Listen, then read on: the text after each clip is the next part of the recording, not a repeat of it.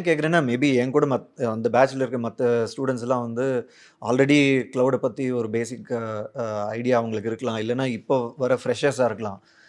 அ எனக்கு வந்து எல்லாமே புதுசா இருக்கிறதுனால நெறைய டவுட்ஸ், நெறைய கேள்விகள் இருந்துட்டே இருக்கிறதுனால, நான் நடுவுல கை தூக்கி ஏதாவது கேட்டே இருப்பேன். இல்ல அப்படி இல்ல. மே ஸோ ஆக்சுவலி அதில நெறைய நான் டெக்னிக்கல் பீப்பிளும் இருக்கிறாங்க. பட் ஆனா டவுட் கேட்கணும், இத லேர்ன் பண்ணணும் அப்படிங்கிற அந்த இன்ட்ரெஸ்ட் வந்து அவர்கிட்ட நெறைய இருக்கு. அந்த ஹார்ட் ஒர்க் வந்து நான் சம்டைம்ஸ் அவர பார்த்து தெரிஞ்சுக்கிறேன். ஓகே இவ்வளோ இதுலயும் நெறைய சார் பிஸி அசஸ் ஸ்கெட்யூல்லயும் ப்ராப்பரா ஆமா. டெய்லி டெஸ்ட் இருக்கும். Okay sir. அப்புறம் வீக்லி டெஸ்ட் இருக்கும். ஸோ இந்த டெய்லி டெஸ்ட்லாம் டெய்லி அப்பப்போ நம்ம அட்டெண்ட் பண்ணி சப்மிட் பண்ணுறோமா அப்படின்றத அவங்க ஃபாலோ பண்ணிகிட்டே இருப்பாங்க. அதே மாதிரி ஈகாஸ் குவெஸ்ட்னு அவங்க ஒரு இது வச்சுருக்காங்க. இதில் படிக்கிற எல்லா ஸ்டூடெண்ட்ஸும் அவங்களுக்குள்ள they can have a discussion. இப்போ எனக்கு ஒரு சப்ஜெக்ட், எனக்கு ஒரு டாபிக் புரியல அப்படின்னா, அதை பற்றி நான் அதில் கேள்வி கேட்டால் அதை தெரிஞ்ச இன்னொரு ஸ்டூடெண்ட் அதுக்கு அதில் பதில் சொல்லுவாங்க. அதிலேருந்து நான் கற்றுக்கலாம், தெரிஞ்சுக்கலாம். ஸோ இந்த மாதிரி நிறைய விஷயங்கள் அதில் இருக்கிறது வந்து ஒரு பெரிய அட்வான்டேஜ். ஸோ ஒரு நாளைக்கு எப்படியும் ஒரு 2 to 4 ஹவர்ஸ் எனக்கு இதுக்கு ஸ்பெண்ட் பண்ணணும்.